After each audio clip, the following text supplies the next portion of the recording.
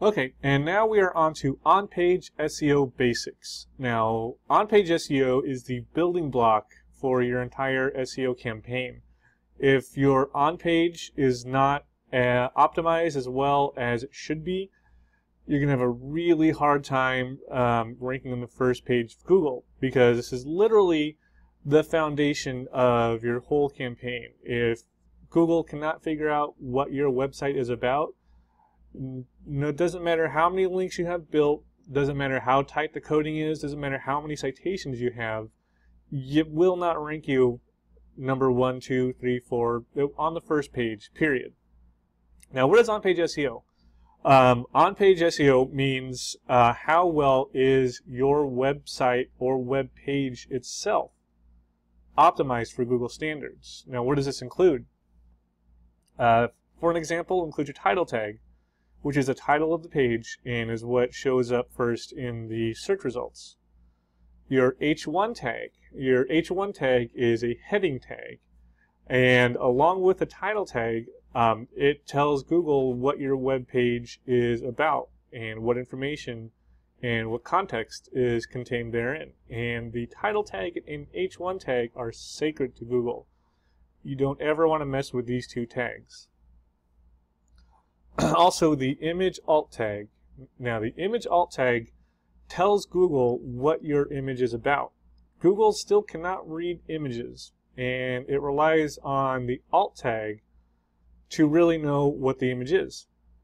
Now, the alt tag, you don't obviously want to spam it to death, but you want to put in the keywords that you want to rank for along with your brand name. Meta description. The meta description is a summary of the web page that shows up on the search results. And while it's not a direct ranking factor for Google, or not much of one at least, it can entice clicks to your site if it's well written. And these clicks to your site from the search page does help your site rank higher in Google. Basically, if Google sees you on the bottom of page 1, let's say you're number 9 or 10, but your meta description is really well written, it really entices people to click on your website for that search result, you're going to see your site going up, up, up, and up in the search results, because Google is seeing how popular you are, and it's showing that you have authority for that keyword. Content length. Content length is another big one that people oftentimes overlook. Now, it used to be that you could write 500, 700 word blog posts and be on the front page no problem, as long as you had your keywords in there and a good meta description. Those days have passed.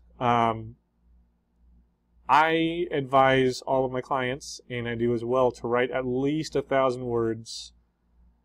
Even better if you can get to 1,500 or 2,000 words for these web pages and blog posts that you want to rank, and I'll show you an example later. Keyword density is another area that people often overlook. I know in the past the optimized article would have about a 5% keyword density. Now you can throw all that out the window. Keyword density typically ranges between 0.5 and 1.5%, but it really depends on what niche and industry you're in, and also what the other websites are doing. Basically, you don't want to over-optimize your web page just to get to the front page of Google. If other websites have a 1% keyword density and you do 3%, you are not going to rank on the front page. Google will see that as keyword stuffing and rank you on the third page or even lower. Internal and external linking is another one that people oftentimes overlook. Links are a way that Google can crawl from page to page to page. The word that is being linked is called the anchor text. So for example, let's say you had a page about apples, and you had subcategories: red apples, Fuji apples, green apples. If you created links on each one of those words, say the Fuji apple link led to a page about Fuji apples, that's going to help Google understand better what these pages are about and how they're related. So you need to optimize not only your linking structure, but also the anchor terms you use for your linking. and I'll show you an example in a little bit.